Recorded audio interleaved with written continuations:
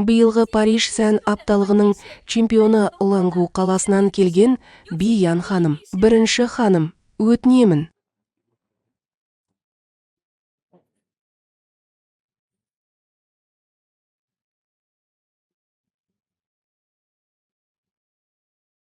Отан жылдық әлем чемпионы Феникстен кіші орта мектептің құдайы корттан тыс жерде жеңіліп қалды.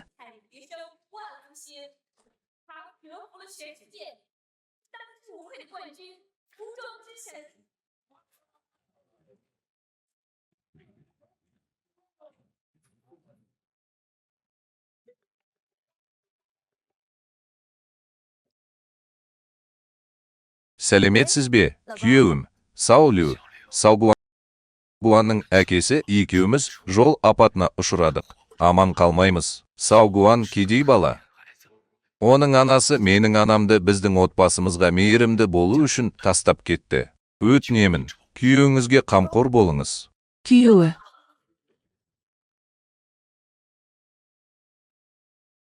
Ей, Лин апа тағы да Саугуанға тамаға келді. Дәл осы бала жұмыста көп жұмыс істейді. Сондықтан мен оның орнын толтырамын. Жарайды.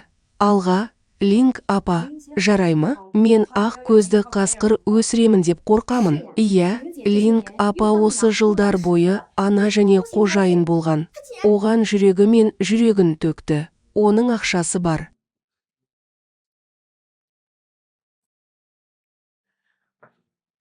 Бауырым, анам саған сорпа жасап, ыстық кезде ішті.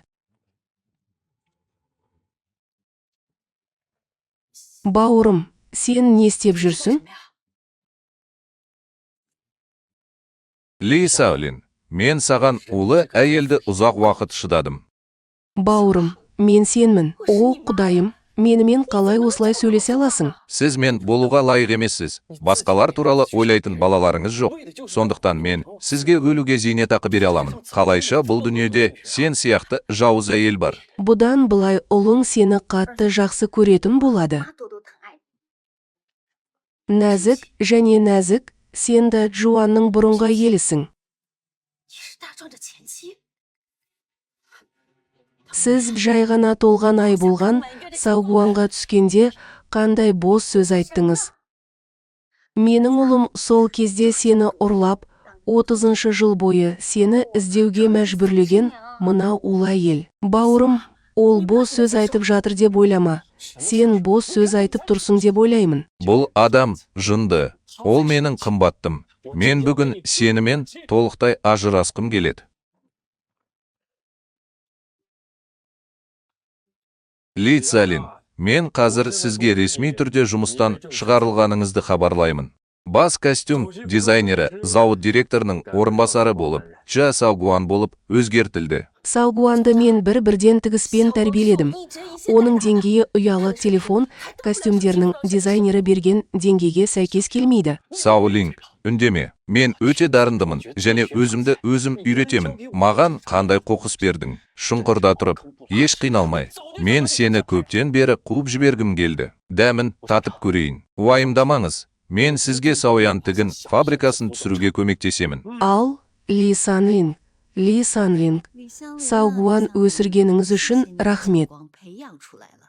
Бұдан былай менде қосымша сауын сиыр болады. Жарайды, Саугуан, мен сені Лю Сюй Цин алдап кетті деп ойладым және кешіргім келді. Күтпеген жерден сіз тәкаппар және тәкаппарсыз. Мені ұзақ уақыт бойы шебер ретінде танығыңыз келмейді. Өте көркем. Ли Саояо ол кезде соқыр еді. Сені неге осылай өсірді?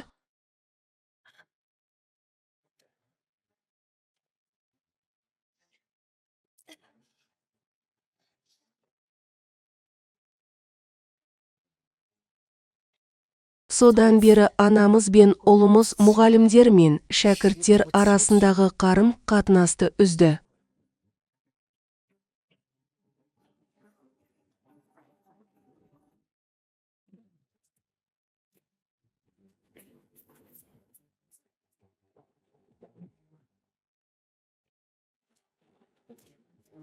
Балалары сендер не жейсіңдер? Мен осы 90-да тағы бір міндеттеме алдым. Білесіз бе? Су мырза негізінен жақсы дизайнерлерге жүгінеді. Бұл өте әдемі емес, және оны сатуға болмайды. Дизайнер және дизайнер. Сіз 5 жыл бойы шот іздедіңіз бе? Су. Әрқашан прогресс бар. Әрі біз төменгі аспанды шамдармен безендірдік және онымен қорғадық. Сіз 20 жыл бұрын Париждегі сән көрсетілімінде жеңіске жеткен киім құдайы туралы айтып отырсыз. Иә, ит офицерінен кейін ол мейірімділігін өтеу үшін және асырап алған ұлы үшін инкогнито режиміне өтті. Мен оның қазір Цанченде екенін білмедім. Бұл тым ақылға қонымды. Маған барлық байланыстарымды жұмылдыруға көмектесіңіз, мен оны табуым керек. Иә, тез жүр.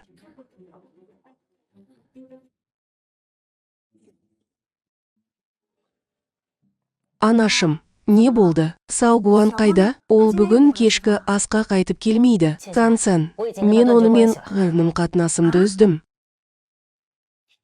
Саугуан, егер сені ит жеп қойса, анам саған неге сонша жақсы қарайды? 1000-нан астам бөгде адамдарға сөйлеуге қалай көмектесе аласыз? Сізге айтайын, Ли Санлин екеуміз қарым-қатынасымызды толығымен үздік. Енді асығыңыз, заттарыңызды жинап, анама қызмет ету үшін жаңа үйге көшіңіз. Бармасам да ажырасамыз. Ажырассақ та ажырасамыз. Егер анам болмаса, мен сенімен уақыт өткізгім келмес еді. Бұл опасыз және беймәлім ақ көзді қасқыр. Қызғанышпен қарайсың. Алдымен айтасың, мама, сен де білесің, Саугуан суық және зомбылық танытып, мені Сауян тігін фабрикасынан кетуге және онымен бірге Санфи тігін фабрикасына баруға мәжбүрлемекші болды. Егер сен болмасаң, мен онымен уақыт өткізгім келмес еді. Жарайды, ақ көзді қасқыр сынғанда сынып қалады. Бұдан былай мен сенің қызың боламын.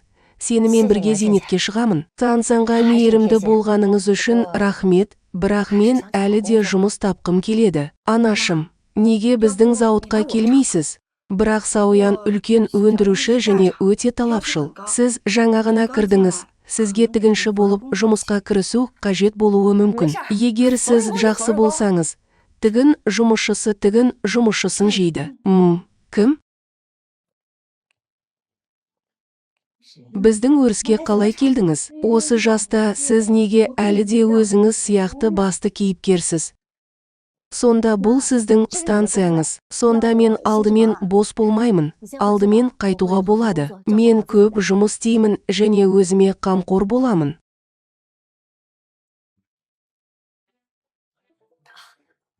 Баршаңызға сәлем. Мен Ли Санлинмін. Жаңа тігінші. Болашақта маған көп кеңес беріңізші. Келіңіздер, апельсин жейік. Рахмет. Неге жақсы тіге алмайсың? Кесілген бөлікті бас бармағыңызбен және соқ саусағыңызбен жасаңыз. Содан кейін алдымен инені тігіңіз. Содан кейін инені қайтарыңыз. Тігілген. Бұл шоуда айтылған әдіс мен зерттеген әдіс. Мен оны біраз уақыт алдын ала қараймын. Бұл хиропрактикалық шоу өте озық техникасы бар және ұзақ уақыт бойы жоғалып кеткен The Madman фильмінің итерациялық нұсқасы болып табылады. Немесе мен ежелгі кітаптардан тапқан кейбір ірі өндірушілердің бас дизайнерлері мұны қалай жасау керектігін білмеуі мүмкін бе? Саугуан, сен мұнда не істеп жүрсің? Цан ажырасқан. Өзіңді ыдыс ретінде көрме. Өзіңе тым көп қарайсың. Солай ма? Су Нуан қайда? Сіз ол Цан біздің Санфи киім фабрикасынан ондаған жарылғыш модельдерді көшірдіңіз. Түсіндіре алмайсыз ба? Бізді плагиат деп кім айтады?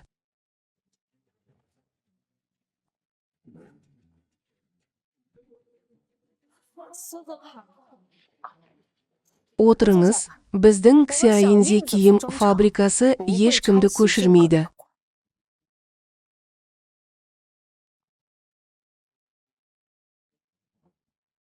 Ағай, Су Мингнуан, мен сенің соңғы бірнеше айда көп өзгергеніңді көрмедім. Бұл тері күйгеннен де қалың. Ха, мен сені қатты өзгерттім деп ойладым. Қара жүректер сасық, олар бізді плагиат үшін бос ауыздармен және ақ тістермен жала жапты. Оны саған кім берді? Сенің киімің біздің стилімізді көшіріп жатыр. Дәлелдер сенімді. Сіз әлі де біздің барлық стильдерімізді костюм дизайнерлері өз бетінше жасағанын жоққа шығарғыңыз келе ме? Ал сізде Сауянның таланты да жоқ. Бізді көшірмеймін деп айтуға батылыңыз бар ма? Біздің кішкентай қарлығаштарымыздың таланты жоқ деп кім айтты? Менің айтқаным, менің ойымша, сіздердің барлығыңыз қоқыс сияқтысыздар. Сіз салыстыруға батылсыз ба, бауырым? Біз бәріміз сізбен менсінбей салыстырамыз. Тек плагиатқа сенуге батылы бармайтыныңызды білеміз. Ал, сіз шынымен салыстырғыңыз келетіндіктен, біз сізге бұл мүмкіндікті береміз. Егер сіз жеңсеңіз, мен сізге өз алаңымды беремін. Егер біз жеңсек, сіз маған алаң бересіз. Мырза, Су. Ерлердің есімдері Ча Саугуан және Цансанның бұрынғы күйеуі. Олардың барлығы Цинбей киім бөлімінің студенттері және қазір Санфей киім фабрикасының галактикасының бас дизайнерлері. Өте талантты, өте күшті. Бұл олардың сенімділігі. Кеттік. Егер сен Нуаннан қорқатын болсаң, сенен қорқатын адамнан көбірек қорқатын боласың.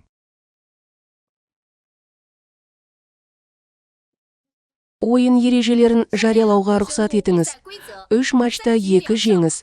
Солтүстік матчта 10 минут. Бірінші ойында көйлектер, екінші ойында чоңсам, үшінші ойында жоғары деңгейлі киімдер тігіледі. Егер сіз кейінірек ойнағыңыз келмесе, қалуға болады. Уайымдамаңыз. Егер киім құдайы жоқ болса, мен ештеңе істей алмаймын. Киімнің құдайы әлдеқашан жоғалып кеткен. Сондықтан оны көрсету мүмкін емес. Сонда мен өмір сүремін.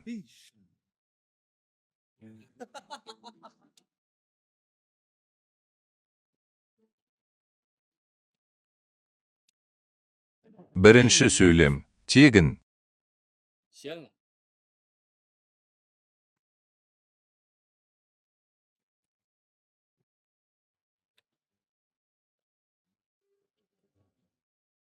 Ойын басталады. Әпке, мен сізге 1 минут уақыт беремін. Біраз үнемдеңіз. Мен сені қорладым дедің ғой.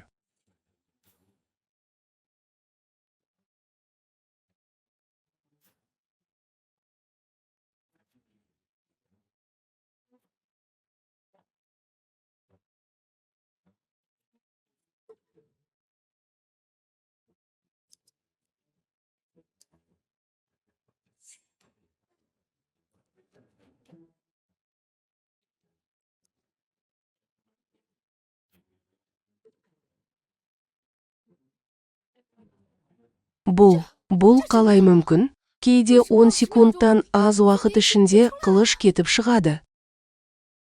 Жоқ, бұл мүмкін емес. Сіз қалай жақсы бола аласыз? Сен алдайсың. Қолыңнан келмейді. Бұл басқалар қоқыс шығарады дегенді білдірмейді. Ары қарай жылжу. Бұл менің ұлым болуға шынымен лайық. Бірінші ойында Санфей киім фабрикасы. Ча Саугуан екінші ойында жеңіске жетті. Тағы кім? Тағы кім? Су мырза, бұл өте қорқынышты. Чо Сюэгуанның күші менің қиялымнан әлде қайда жоғары. Егер сіз ісінген денені таба алсаңыз, оны қалай пассивті түрде таба алмайсыз? Әзірге жоқ. Талант жақсы, оны бөлшектеп тастаңыз. Бірақ бұл Су мырза екені өкінішті. Екінші ойында мен жұмысқа барамын. Ча Саугуан сияқты менің де дизайн бойынша 10 жылдық тәжірибем бар. Бұл.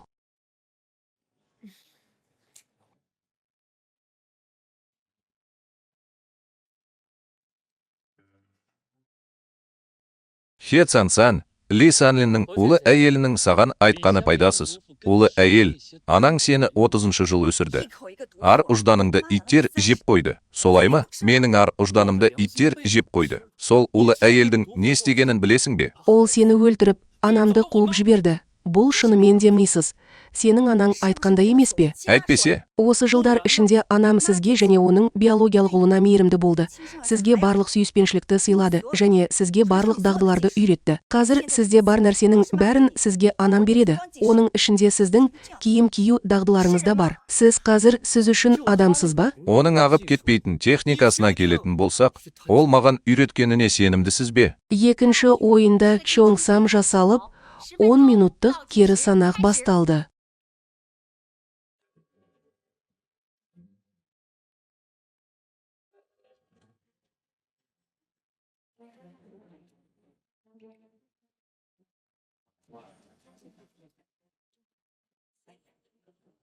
Хе Цансан, мен сенің аздап екеніңді мойындаймын. Сен менің ұлым болуға шынымен лайықсың. Бұл жылдамдыққа ешкім тең келе алмайды. Ча Саугуанның киім кию шеберлігі кемелдікке жетті. Ал Санченде екеуі жоқ. Не істеу керек? Осы кезде оған осылай қарап, қазір онша сабырлы болу оңай емес сияқты. 10 секундтан кейін менің Чоңсам аяқталады. Мен сізге жеңілісті мойындауға кеңес беремін.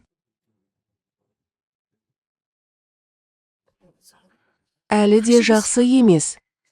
Сансан мұны батыл жасады.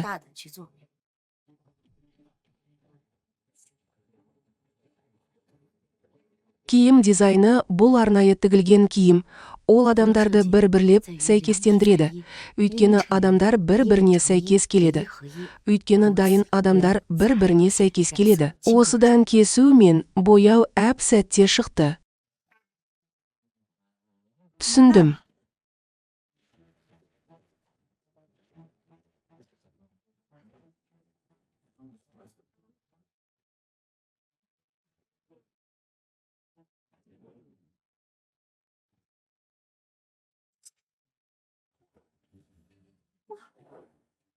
Сондай әдемі.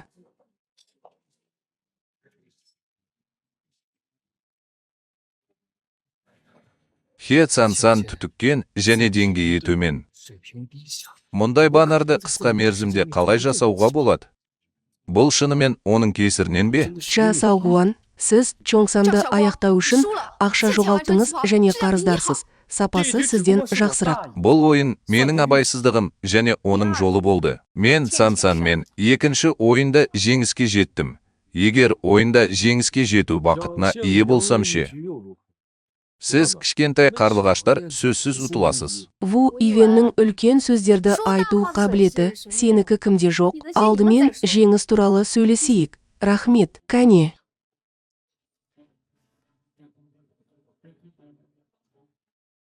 Луо Цансан үшінші ойынды бастады. Мен артқы үйлену көйлектерін тігемін.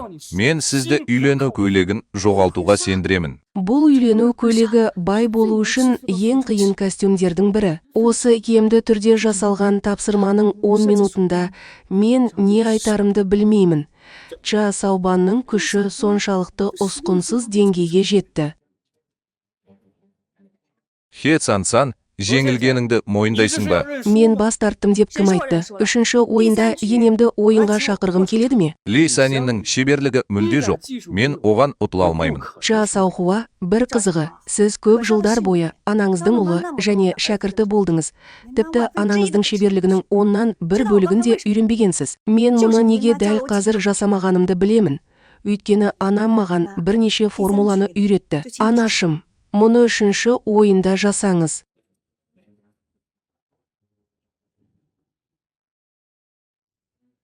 Хе Сансан, менің ойымша, сенің басың шынымен де көрініп тұр. Ал сенің Саоян киім фабрикаң шынымен бос деп ойлаймын. Біздің Санфей тігін фабрикасынан күнәкар ретінде қуылған ескі затты табыңыз. Ли Санлиннің әлі де тігін ісімен айналысатынын естідім. Ха-ха, тігінші астыңғы қоқыс. Ол да сахналық байқауға лайық. Олардың айтқандары мағынасы бар. Біз Саоянның үмітін бір ғана тігін жұмысшысына жүкте алмаймыз. Егер бұл сәтсіз болса, біз бәріміз жұмысымыздан айырыламыз. Бірақ Ча Саугуанның анасы ма, әлде оның қожайыны ма? Қожайын ше, шәкірттерге қожайындарын аштықтан өлтіруге үйрету қабілеті Ча Саугуан сияқты жақсы емес шығар. Әйтпесе сені қалай қуып жіберуге болады? Су мырза, мен дәл қазір жеңе алдым. Бұл шынымен анама байланысты. Мен Ча Саугуанмен бәсекеге түсе берсем де, жеңіске жету мүмкіндігім жақсы емес. Бұл көріністі тек анам ғана сақтай алады. Мен Цан-Цанның қабілеттерін өте жақсы білемін, және бұл шынымен де ерекше. Лин апа, мен сізді үшінші ойында қуанта аламын ба? Үндеме, мен шешім қабылдадым. Сенен ұтылсам да, мойындаймын. Әпкем де сенен мұны істеуімді өтінді, мен істемеймін. Кішкентай қарлыға шынымен де ұтылады.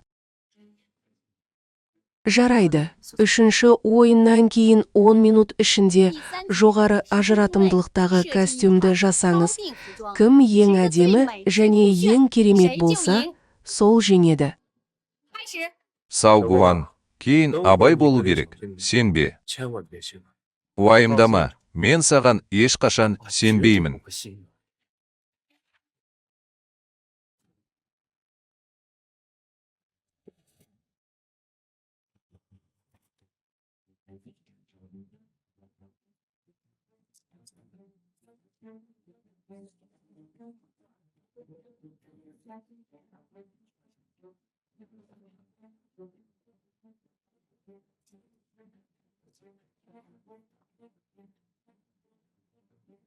Мүмкін, мен тек ақша тауып қана қоймай, ол ұзақ уақыт бойы Феникстің жанкүйері емес шығар. Осы сасық қызға тұрмысқа шыққың келсе, қолыңды тастап, маған үйретпейсің бе?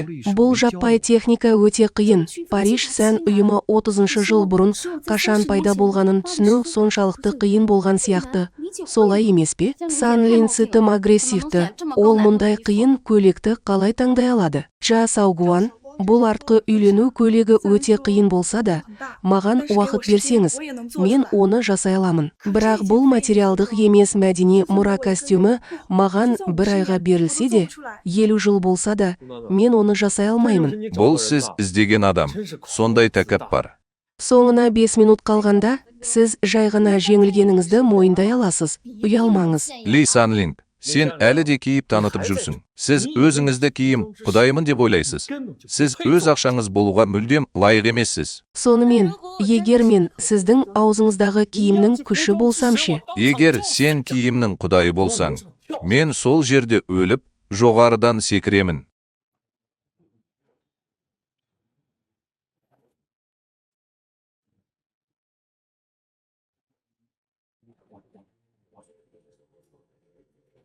Феникс, мен сенің соқыр кездесуің туралы дұрыс айтамын ба? Мүмкін, Лин апа мұны шынымен жасай алар ма еді?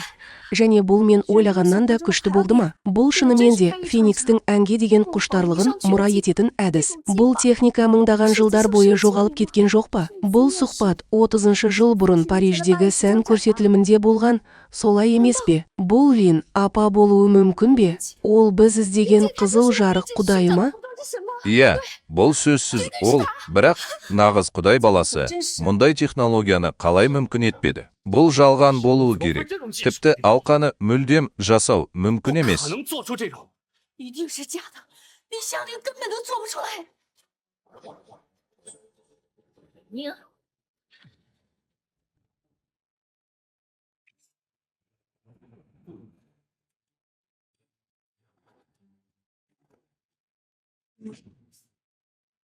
Феникс балшық бизнесі шынымен Феникс балшық бизнесі. Сен кімсің?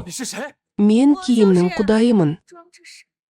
Енем, мен киім құдайы болғандықтан, мен де киім құдайы да тігіншіміз. Шынында да темір аяқ киімді бұзып, оны алатын жер табу үшін күш қажет емес. Цан-Цан, сенің анаңның іші бар екен. Бұл жолы ол шынымен де әйелінен айырылып, сарбаздарынан айырылды. Маған өтірік айт. Сен маған өтірік айтып тұрған шығарсың. Солай ма? Киім құдайы әрқашан менің күмерім және үлгі өнеген болды. Егер сен киімнің құдайы болсаң, неге маған ешқашан айтпадың? Вейвен, сен жеңілдің бе? Қол қою керек пе?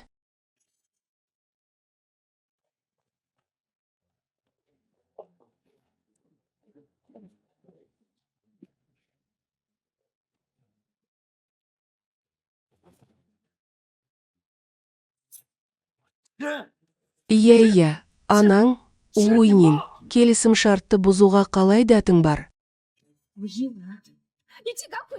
Келісім шартты бұзудың несі жаман? Маған не істей аласың? Бүкіл сала сізге тосқауыл қояды деп қорықпайсыз ба? Менің артымда 5 жұлдызды консорциум бар. Кім маған бәрін жасай алады? Егер сіз киімнің құдайы болсаңыз ше, консорциумның алдында емес. Мен сізге айтқым келеді. Цзянчендегі кінәсіздік ақылсыздық, ал оңтүстік провинциядағы көрінбеу жұмақ.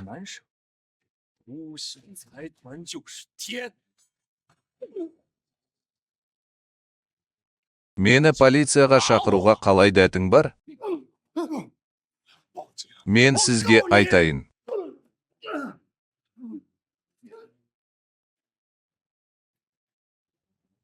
Мен сізге заңды айтамын. Сіз маған есеп бересіз. Мен сізді зорлықшыл деп айтамын. Маған заңды айтуымыз керек.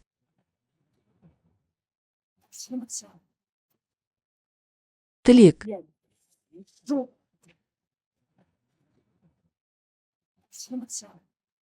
Сен өлдің.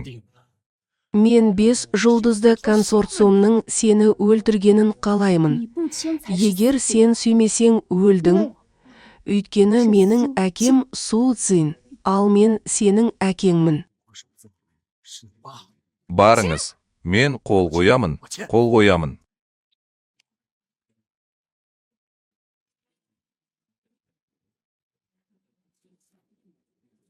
Цзан Чинюаннан шық, енді сені көруге рұқсат етпе.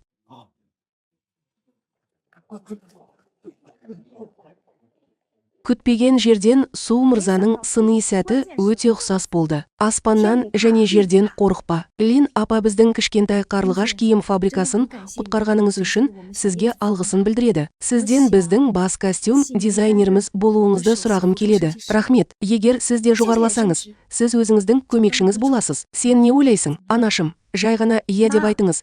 Біздің енеміз бен келініміз күш біріктіріп, Сауян тігін фабрикасын үлкенірек және күштірек ету үшін Су мырзаның соңынан ереді. Жарайды. Мен саған уәде беремін.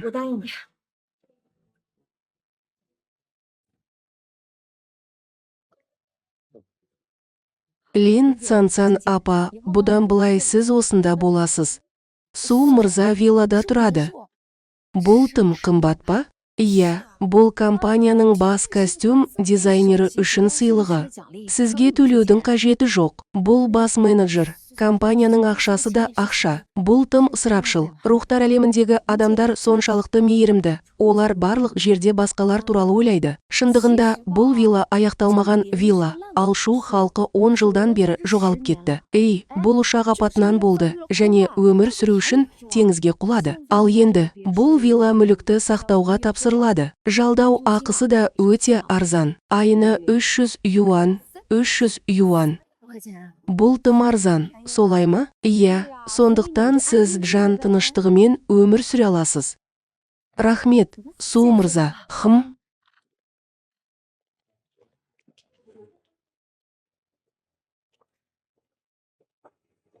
Менің декорациям кем дегенде ондаған миллионды құрайды. Солай ма? Бұл шынымен де мүліктің қамқорлығында. Оның арзаны, Су мырза, бұл шын мәнінде небәрі 300 юан.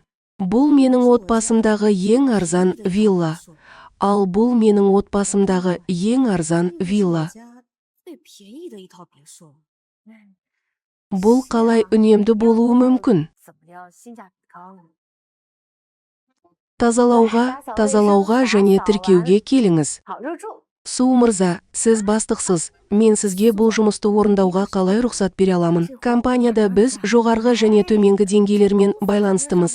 Бірақ жеке жағдайда біз доспыз. Сонымен қатар, бастық қызметкерлерге жанашырлық танытады. Бұл қалыпты жағдай емес пе? Лин апа, сіз қазір Сауян киім фабрикасынансыз. Жанжалдың пайдасы жақсы емес. Күресетін өнім де жоқ деп үміттенемін. Мен бұдан былай саған сенуім керек. Су мырза, уайымдамаңыз. Цанцан екеуміз көп жұмыс істейміз. Жарайды, бірақ осындай ауыр жұмысты атқарайық. Олай болса, балалар, ерте жинап демаласыңдар. Мен барамын. Ал, мырза, Су, сіз аяғыңызбен шатасып жатырсыз. Неге диванға отыруға, баяулауға соншалықты бейқамсыз? 沙发上坐。慢点，慢点， О, қозғалма, мен саған басамын. 不要动，我给你按。 Бала кезімде аяғымды бұрадым. Анам да солай басуға көмектесті. Егер сіз инелеріңізді азайтып, анама пайдасын көрсетсеңіз жақсы болар еді. Ей, айтпақшы, мен оны қарт адам етіп қойсам жақсы болмай ма?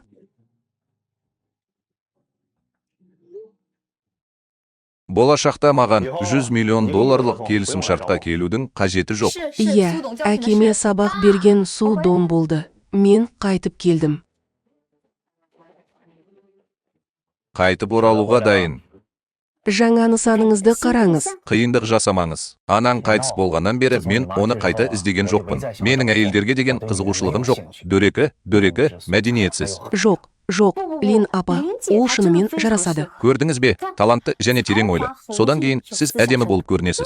Сізде қандай тәрбие болуы мүмкін? Сіз менің ақшам үшін қайтадан жүгіріп жүрген болуыңыз керек. Және Лин әпкеге үйлене алмайсыз. Ол мейірімді, мұғалім өте сенімді. Ол сізге шынымен жарасады. Егер менің отбасылық бизнесім кішкене қателіктерге шыдай алмаса, мен алтын табынушыға үйленіп, қайтып оралсам, өмірімнің барлық қажырлы еңбегі күлге айналады. Әке, сіз алалаушылықсыз. Сіз менімен бәс тігуге батылсыз ба? Неге бәс тігу керек? Егер Лин апаның мінезі сенімді болса, сіз оны маған ана ретінде үйлендіресіз.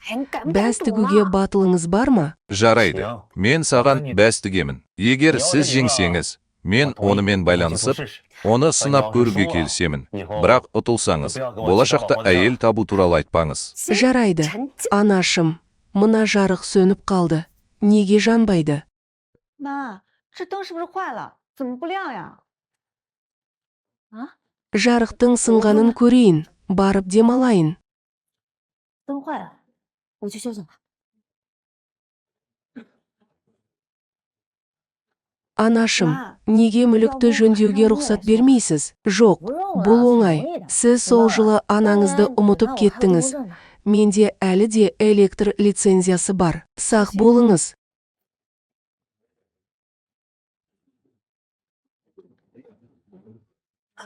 Бұл қанша ақша? 怎么这么多钱啊？ Бұл кем дегенде 100 миллион болуы керек.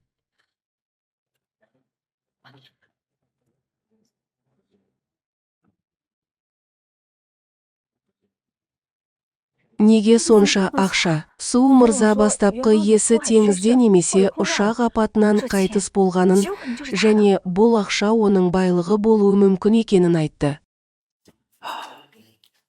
Әсерлі. Мына екеуінің толқыған сөздерін қарашы. Әке, сен тым еркінсің. Содан кейін екеуі жасырын түрде ақшаны тартып алып, отставкаға кетеді. Сенесіз бе, сенбейсіз бе? Мен бұған сенбеймін. Әйтпесе полиция шақырайық. Бірақ бұл 100 миллион, бұл көп ақша мен аз ақша мәселесі емес. Біз басқа адамдардан ақша сұрай алмаймыз. Хе, анашым, мен сізді тыңдаймын.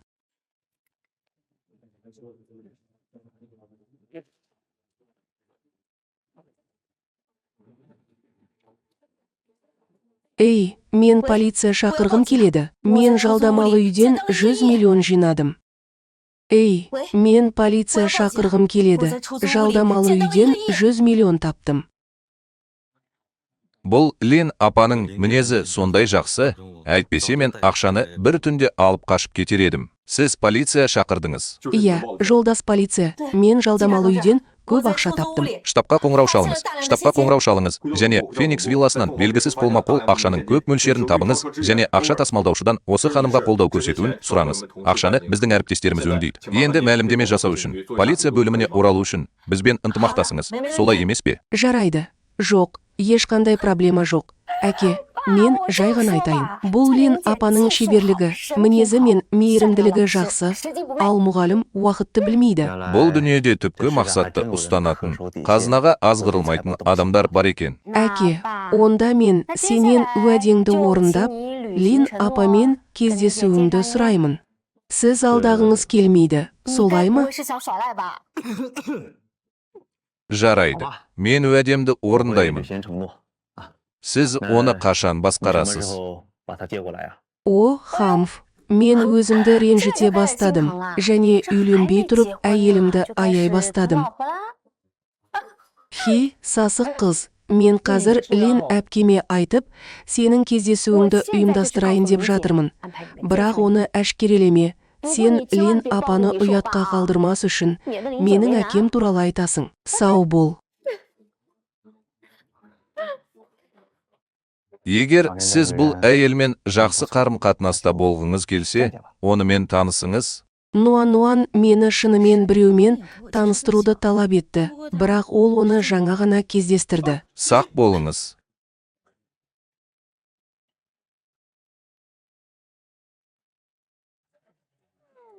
Кешіріңіз. Бәрі жақсы, жалғастырыңыз. Келесі жолы назар аударыңыз. Рахмет. Өсіру жаман емес. Егер сіз қарапайым әйелге ауыссаңыз, сіз қазірдің өзінде көшелерді ұрып соғатын ақылды адам болар едіңіз. Рахмет, мисс Ли, қош келдіңіз. Кездейсоқ, кітап ресми түрде таныстырылды. Менің атым Су Цанлин. Сәлеметсіз бе, Су мырза, бұл Ли Санлинг. Ей, кешіріңіз. Сер, балалар, не жеу керек? Бұл нағыз джентльмен. Маған шошқа етінен күріш беріңіз. Соқыр құрма және шошқа етінен жасалған күрішке тапсырыс беріңіз. Мұны көтеру өте оңай, солай ма? Жоқ, мен ішпеймін. Бұл өте қызықты. Менімен бірге шошқа етінен тамақ ішіңіз. Мырза, бұл пісірілген омар уылдырығы қосылған италандық стейк. Осылардың кейбірін қалайсыз ба? Мырза, бұл грильдегі омар уылдырығы италандық стейк пе? Мыналар, осылардың кейбірін қалайсыз ба? Мен одан шаршадым. Бүгін мен Лин ханыммен талғамымды өзгерттім. Мен кедейлермен қайта кездестім. Хи, бұл кісі өте тәкаппар. Ұмытыңыз. Ол Су мырзаны маған костюм дизайнері ретінде таныстырды ма? Сіз не істейсіз? Менің шындықты айтқанымды қалайсыз ба? Егер мен шындықты айтсам, оны қорқыта ма? Бұл табиғи нәрсе, бұл адам жақсы бастық болмас пе еді? Шындығында мен Эмгрант групп төрағасымын.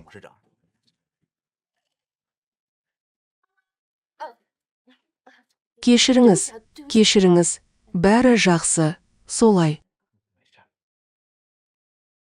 Кешіріңіз, сіз шынымен Эмгрант групп төрағасысыз. Бұл Эмгрант групп триллиондаған активтері бар ірі компания және басқарма төрағасы сондай үлкен адам. Ол менімен бірге отырып, таңғы асты қалай іше алады? Өтінемін, кеңес беріңіз. Тианха групп төрағасы бұл тағамды менімен бірге ішіп отыр. Қарғыс атсын. Мен дәл қазір Раббымды ренжіте жаздадым. Сан Су бұл жолы жақсы. Сондықтан мен Линді бұдан бұлай көремін. Су Донгтың жеке басы. Жарайды. Онда мен сені бұдан бұлай Линді көруге шақырамын. Мен сені жақсы сезінемін. Менің қолымнан келеді деп ойлайсың ба? Неге біз оны жалға бермейміз? Жоқ. Сіздің жағдайыңыз өте жақсы. Яғни сұхбат сізге лайық емес. Сіздің талантыңыз бен мінезіңіз қызықтырады. Жоқ, менің ойымша, біздің үш көзқарасымыз жақынырақ және жақсы серік болады. Сен қалжыңдап тұрған жоқсың. Шынайылығымды білдіру үшін мен сізге Эмгрант групп акцияларының 30%-ын, 100 қонақ үйді, 50 туристік курортты және сәнді автокөлікті сыйлыққа беремін. Мен армандаймын ба? Сіз армандайсыз ба? Егер империя төрағасы маған ғашық болса, Су Донг, сіздің жағдайыңыз өте тартымды, шынайы және жақсы адам. Мен әлі үйленгім келмейді. Енді отбасыммен араласқым келмейді. Өз мансабыммен айналысқым келеді. Бұл мені қабылдамай ма? Бұл әйел бірінші рет менен бас тартуға батылы барды. Мұның мәні неде? Кобаяши, мен сені ұстап қана қоймай, саған да көмектесемін. Қаласаңыз, Эмгрант групп сізге қамқорлық жасау үшін оны қалдыра алады. Мен сізді президентпен кездесуге, шетелге американдық кешкі асқа баруға және Су Донгпен кездесуге апара аламын. Мен сіздің мейірімділігіңізді бағалаймын. Менің ойымша, әйелдер әлі де өздеріне сенуі керек. Тек күшті болған кезде ғана тамыр пайда болады. Менің ойымша, егер мен жеткілікті түрде жұмыс істесем, мен міндетті түрде тігін өнеркәсібінде керемет жетістіктерге жетемін. Және киімімді Париждегі сән көрсетіліміне жіберіп, әлемге жіберемін. Оның Нуан-Нуанмен қандай мінезі бар? Егер сізде триллиондаған активтеріңіз болмаса, бизнесті бастауыңыз керек. Дегенмен, сізбен танысқаныма әлі де қуаныштымын. Селин, біз болашақта дос бола аламыз. Мисс Ли, сізбен танысқаныма қуаныштымын. Болашақта бірдеңе керек болса, мені әрқашан таба аласыз. Рахмет.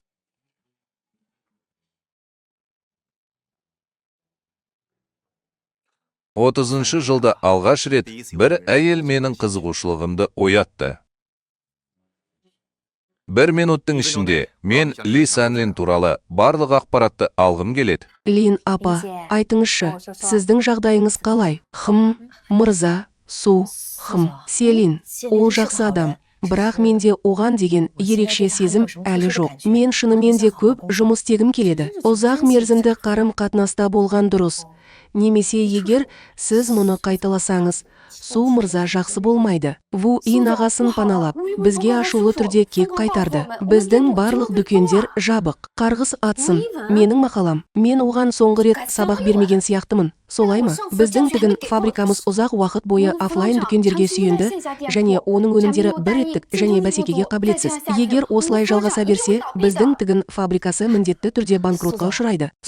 Уайымдама, менің амалым бар. Ли апа, не істей аласыз? Офлайн дүкендер жұмыс істемесе, онлайн желілермен және тікелей эфирлермен айналысайық. Офлайн дүкендер жұмыс істемесе, онлайн желілермен және тікелей эфирлермен айналысайық. Онлайн желілер мен тікелей эфирлер жақсы мүмкіндік болып көрінеді. Сол жаста сенен өтінемін. Осылайша, Сан екеуміз алдымен ондаған киім жиынтығының дизайнын жасаймыз. Содан кейін бөлшек және көтерме саудада сатамыз. Және біз міндетті түрде бірге шағын қарлығаш киім фабрикасын жасай аламыз. Рахмет, Лин апа. Мырза, сіз мұны істей аласыз ба? Бізде тікелей эфир тәжірибесі жоқ. Мен Лин апаға сенемін. Барлығына сәлем. Ксияян фабрикасының телеэфир бөлмесіне қош келдіңіздер. Мен Лу Санлин, Ксияян киім фабрикасының бас дизайнерімін. Бүгін мен сіздерге 200-ден астам жеке киім кешек әкелдім. Ең жоғары сапа, ең төмен баға. Не болып жатыр? Неліктен бұл қонақ бөлмеде тек 6 адам бар?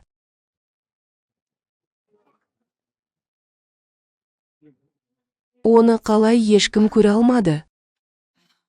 Судонг. Бұл Ли Санлин ханым туралы барлық ақпарат. Мейірімді және әділ, мейірімді, адал, жұмсақ, ізгі және батыл, ол шынымен де әйел болуға тамаша үміткер. Мисс Ли және мисс тікелей эфирді бірге өткізіп жатыр. Неге оны ешкім көрмейтінін түсінейін. Кім соншалықты батыл және әлі де бірдеңе істеп жатыр. Зиянды шағым мен есепті ұйымдастырған Ву Инин болды. Ол Мисси фабрикасының түпнұсқа аналық платасы, ал кішкентай құмырсқаларда ағашқа ұқсайды. Тікелей эфир платформасынан Чан Даминге қоңырау шалыңыз. Менің тікелей эфирдегі бөлмемді барлығы көргенін қалаймын. Әйелі қайтыс болғаннан бері Судонг мұндай әйелді бірінші рет бүлдіріп отыр. Дженни өте әдемі және әдемі.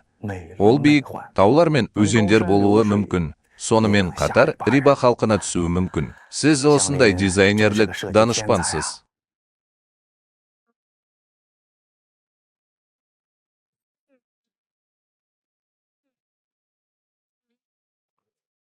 Көрермендер саны тым аз ба? Шараптың иісі терең аллеялардан қорықпайды. Күтуден қорықпаңыз. Анам дұрыс айтады. Біздің киімдеріміз сапалы әрі қолжетімді. Сондықтан оны ешкім сатып алмайды деп қорықпаймын. Мырза, біз қызметкерлерді көмекке шақыра аламыз. Оны бірнеше платформаларға жібере аламыз және бірге тікелей эфирде көрсете аламыз. Бұл жақсы идея. Тән апа, сіз сондай таланттысыз. Бұл ұсыныс әдемі және жылдам, және ол бірден орындалады. Иә,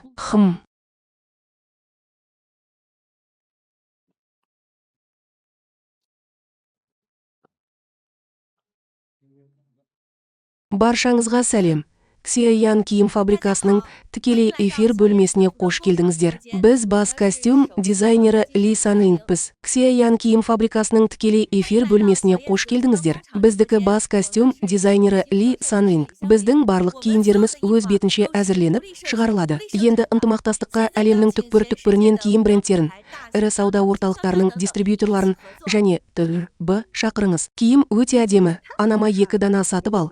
Сен MV Бразер компаниясына тапсырыс бересің. Қарашы, бұл көйлек Levi Limited Edition'дан жақсырақ. $6 дейін және 6 тегін жеткізу. Ей, мен оны енді сатып алған жоқпын. Маған 2 жақсы және 5 жақсы сатып алуға көмектесіңіз. Жарайды. Проблема жоқ.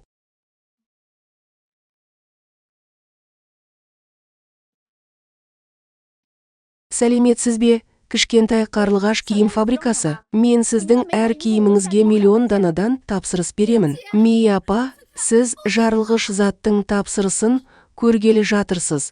Рас, мен 2 миллиард сатып алдым. Үзіліс жасап, өндірісті жеделдету үшін өндірістік цехқа хабарлағаныңыз жақсы болар еді. Зауыт үнемделді. Мен осы жылы $500 миллиард ақша табу үшін көп жұмыс істеймін. Жанармай құю. Қарғыс атсын, мені қатты алдады. Су Чинуанның кискасы ең бай адамның қызы емес. Олар өте бақытты. Мен жариялаймын.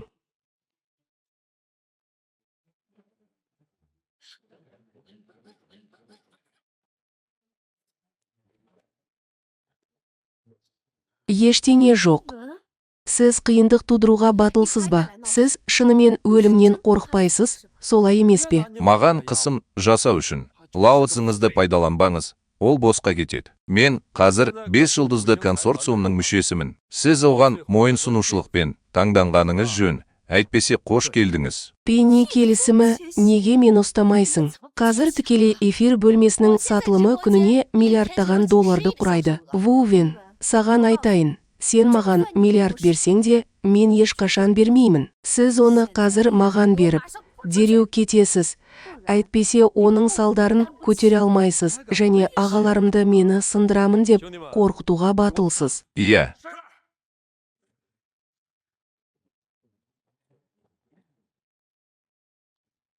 Лиу Тесуке, бұл жақсы және жақсы жылдамдықпен жасалды. Чан мырза, тікелей эфирде, біз әлі немен байланысқан жоқпыз. Дұрыс айтасыз. Бұл жолы мисс Ли және оның келіні, сондай ақ үлкен ханым. Ха-ха-ха, бұл керемет. Әйелдер қастарын төмен түсірмейді. Ол дизайнды жақсы білет. Сан-сан сатуды жақсы білет. Ал Нуан-Нуан менеджменті жақсы білет. Олардың үшеуі Little Swallow киім фабрикасымен бірге келесі жылы сатылымға шығады. Бұл жақсы емес. Мисс Су Донгер мен мисс Ли өліп қалу қаупі төніп тұр. Сондықтан 100 оққағарды алып, менің артымнан еріңіз. Иә, мұны қалай істеуге болады? Санченде әлі де патша заңы бар ма? Лао Цзы патша заңы. Уйфан, менің әкем сені ешқашан жібермейді. Уйфан, менің әкем сені ешқашан жібермейді. Және әкеңді маған қысым жасау үшін пайдаланбайды. Мен сіздің жеке басыңызды және шығу тегіңізді нақты зерттедім. Сіз ауылдан қашып кеткен жабайы қызсыз. Ал сіздің әкеңіз еңбекші мигрант. Сіз бұл фабриканы бір қарияға саттыңыз. Біреу маған бірінші рет осылай жала жапты. Солай ма? Уйнин. Мен саған тағы бір мүмкіндік беремін. Дәл қазір бұл жерден кет. Әйтпесе әкем бұл туралы білгенде, тіпті 5 жұлдызды консорциумда оны қорғай алмайды. Сіз шынымен де өзіңізді ең бай адамның қызындай қарайсыз. Зәр шығармайсыз. Айнаға қарамайсыз. Мен сізге осы келісім шартқа қол қоюға соңғы мүмкіндік беремін. Әйтпесе мен сіздің қолыңызбен аяғыңызды сындырып сатамын. Сен. Си мырза, қорықпаңыз. Полиция шақырыңыз.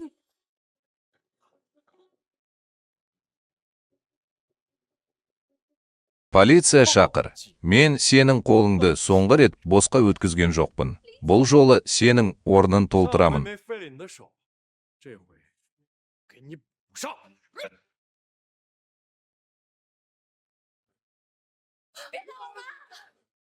Әпке, сіздің зұлым патшаңыз. Мен сізді ешқашан жібермеймін. Бұл қаншық мені қорқытуға қалай батылы барады. Бауырлар, не айтасыңдар? Не істеу керек? Әрине, бұл алдымен жасалады. Олар жаман емес. Бір-бірлеп айналдырыңыз. Жақындамаңыз.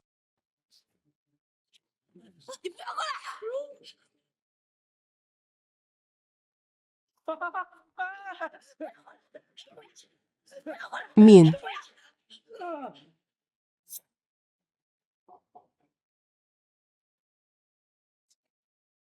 Лао Цзы сені өлтірді.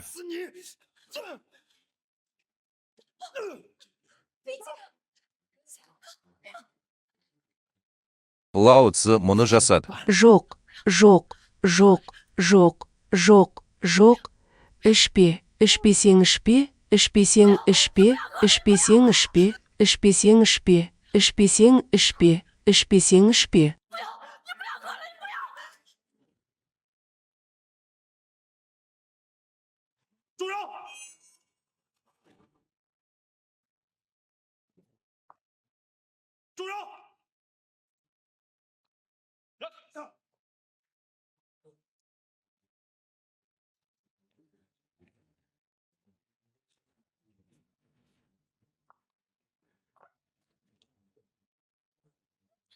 Алқа, кешіріңіз, кешігіп қалдым. Жарайды, әке, сен оларды шынымен жібере алмайсың. Мұны сізге кейінірек түсіндіремін.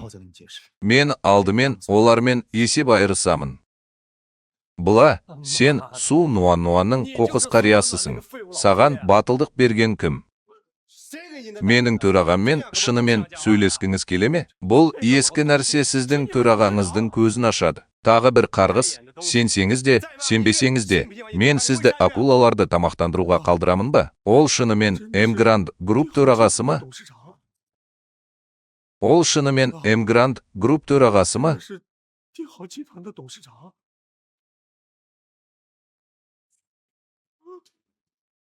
Эмгранд.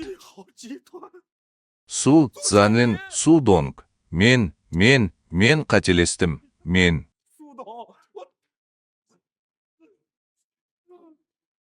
Мен мұның дұрыс емес екенін шынымен білемін. Сен, менің өмірімді аямайсың. Қызық, сіз Эмгранд Групп төрағасы болып табыласыз ба? Бұл сіздің қателескеніңізді білгеніңіз емес, өлдім деп уайымдағаныңыз.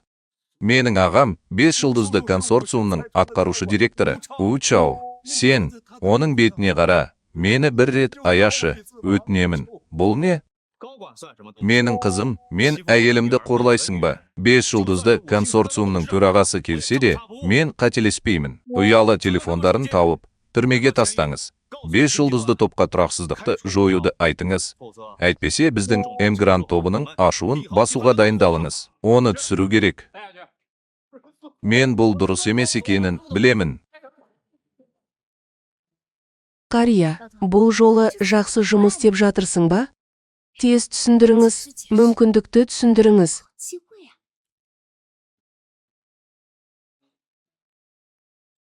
Кішкентай жүз, мен саған әжемнің әкесі екенімді айтпадым. Себебі сенің күйзеліске түсуіңнен қорықтым. Мен анық сұрамағаным үшін сізді кінәламайсыз, маған мүмкіндік бере аласыз ба?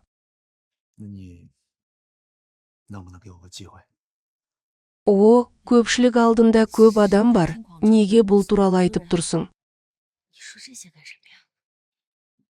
Анашым, сіз оған уәде бересіз бе? Әке, біз қарттар өте ақымақпыз. Міну, сүйісу және түсіну сенікі. Жарайды ма?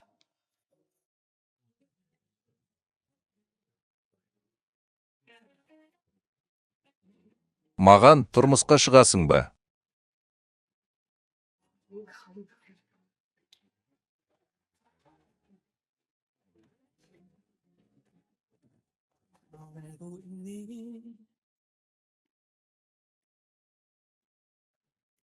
Лин апа, Сан, сіз бос емессіз. Содан кейін алдымен сөйлесесіз. Мен тамақ дайындаймын. Бүгін сіз менің қолөнерімді сынап көресіз. Лице, менің әкем саған өте жақсы қарайды. 10 жыл бойы ол ешқашан тамақ пісірмеген. Лин апа, менің әкеме қашан тұрмысқа шығасың? Сенің менің анам болғаныңды күте алмаймын. Менің ойымша, бұл әлі де тым жылдам. Сіз бұл адам үшін үлкен троттерлерсіз. Біз тергеуге біраз уақыт беруіміз керек. Ли Цанринг пен Цан бұл жерден кетіп қалады. Шындығында ештеңе болған жоқ. Тіпті анам да оны көре алмады. Және оны бірге жасау үшін біреуді жалдап алдап кетті. Бар, менімен бірге үйге кел. Мен сені алып кетемін. Әпкем екеуміз алданған жоқпыз. Мен қазір жақсы жұмыс істеп жатырмын. Сондықтан сен мені жібермедің. Кешіріңіз. Ал сен ше, мен онымен бірге барамын. Енді сен менімен келіспеуге батылсың. Мен саған айтамын. Бүгін бәрің менімен бірге қайтуларың керек. Асығыңдар. Кімге айтсам да, бұл менің анам мен келінім мен жұмысым. Бұл сенің шаруаң емес.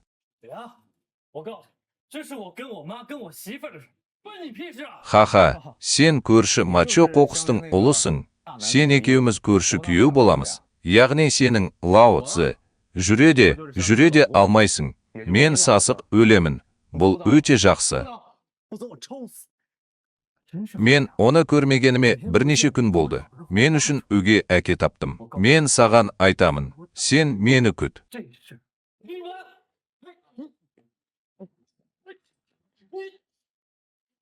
Жарайды ма? Саолин, жарайды. Саолин, рахмет. Жарайды. Кобаяши сияқты ұл оған сабақ беріп, болашақта бір рет көріп, бір рет ұрып соғу керек. Алдымен тамақтанайық. Тамақ ішіп отырып, сөйлесейік. Мен тамақты беремін. Анашым, менің әкем туралы не ойлайсыз? Сіздің қызыңыз одан да жақсы. Ха-ха-ха, кеттік. Ой.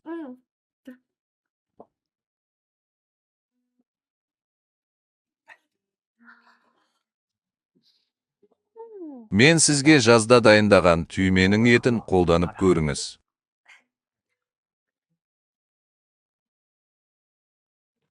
Бұл өте дәмді. Цанлин, сенен соншалықты жақсы пісіресің деп күтпеген еді. Егер сіз тамақтанғанды ұнатсаңыз, мен оны сізге күнде дайындаймын. Сіз кездесуге қайта оралмаймын дедіңіз, солай ма? Ей, жарайды. Мен ертең Эмгрант қонақ үйінде бос боламын. Уақытыңыз болса, ертең міндетті түрде барамын.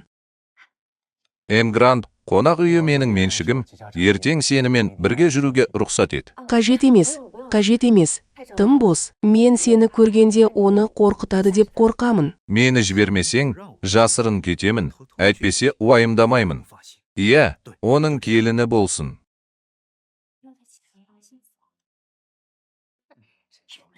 Мен мұны жегенім жөн. Сәлем, төраға өте ұстамды және ұстамды. Кеттік, сіздің төрағаңыздың әйелі артта қалды. Оның күйзеліске түсуіне жол бермеңіз. Темір ағашы гүлдейді. Су Донг үйленген.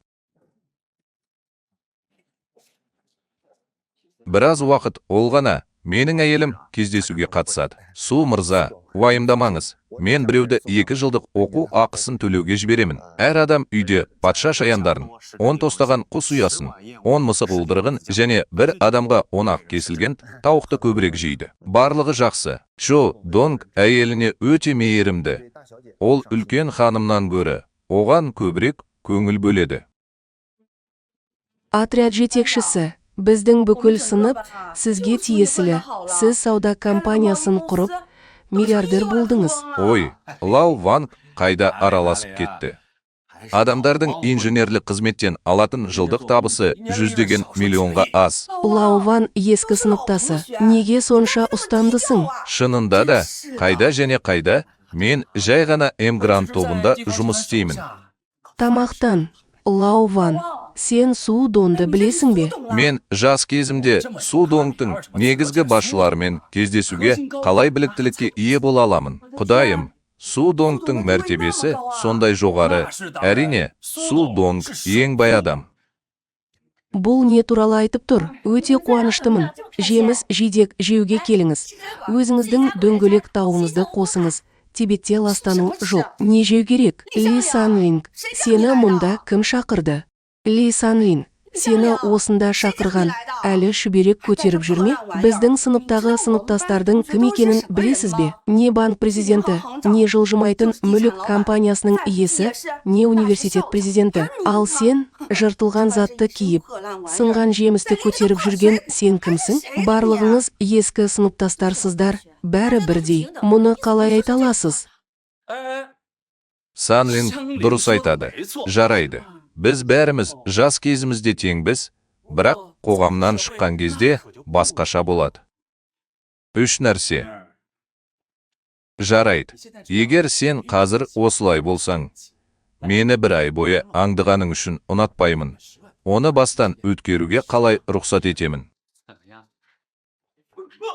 Қазір мінезі қатты, тым жас емес пе? 200 мыңнан артық болуы мүмкін емес. Ли Санлинг, жай ғана елде жиынтық өсіріңіз. Егер сізге бос ван ұнай алатын болса, мұны істейік. Сіз, менде бәрі жақсы, менде бәрі жақсы, бітті дерлік. Кері қайтар, сен оны өлтіресің, уайымдама, менің күйеуім бар. Күйеуі Ли Санлинг. Сен алтын шебердің әкесін күйеуіңдей көрмейсің бе деп қорқасың ба?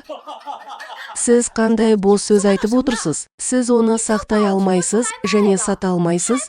Егер сіз алтын иесінің әкесін іздемесеңіз, келіңіз және қараңыз. Ли Санлин келінін алып, оны осы іске шақырды. Құдай-ау, Ли Санлин оны әлі де ойнай алады және кие алады. Бірақ бұл шынымен де керемет, бірақ мен оны шынымен көрмедім. Сіз шынымен енеңіздің келініңізбен бірге болғанын қалайсыз? Мен бұл туралы бірінші рет естіп тұрмын. Неге таза емессің? Қаншық, сен мені ұруға батылсың. Қаншық, сен мені ұруға батылсың. Мен сені өлтіремін.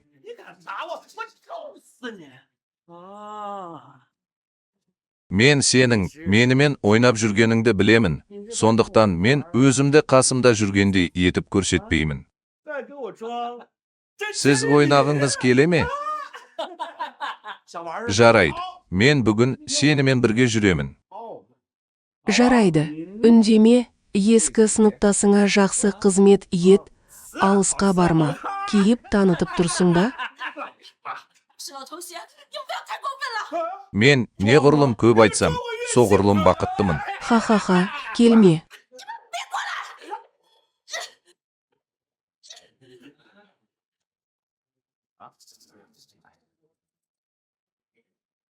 Бұл Вушаннан жаңа ғана әуе арқылы жеткізілген Дахунпау. Сіз оның дәмін татасыз. Жарайды, жақсы емес. Су мырза, мен оған әйелін өлімге дейін қорқытуға көмектесу үшін келдім. Ха-ха-ха-ха-ха, сенің айтқаның, бұл менің қызымдікі, сен менікісің деп айттың.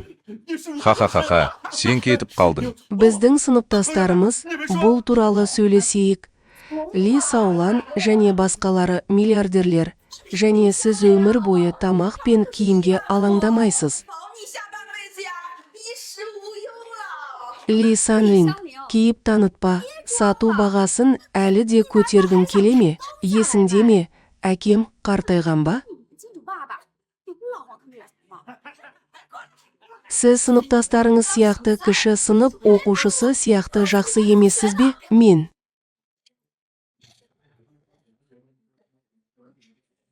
Бұл сенікі, ұятсыз тұлға үшін не қалайсың, солай ма?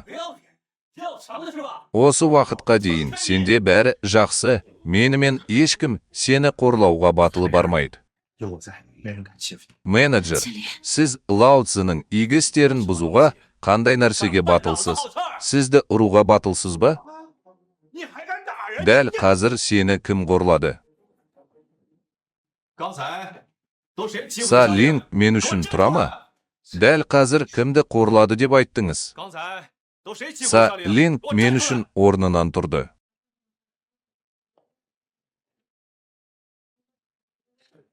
Сіз мені ұруға батылсыз ба? Лао Цзы Эмгранд Групп серіктесі.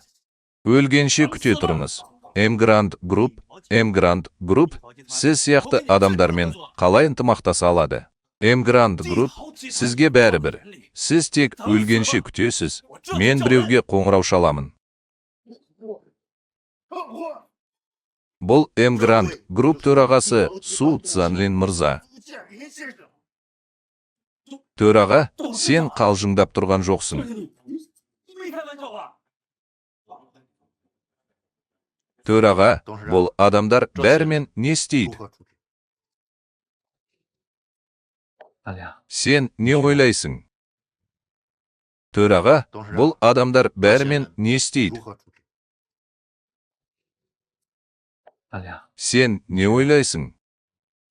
Селин, сіз оны анықтай аласыз. Мен енді бұл адамдармен байланысқым келмейді. Содан кейін екеуімен кездесуге жазылып, Санченнен қуып шығыңыз. Бүкіл сала ірі тендерлерге қатысады. Су Бонг жасады. Жібер. 你放过我们吧！ Оларға келетін болсақ, Эмгранд Групп компанияларына өздерінің 9 этникалық тобында ешкіммен ынтымақтасуға рұқсат етілмейді. Кобаяши, мені кешір.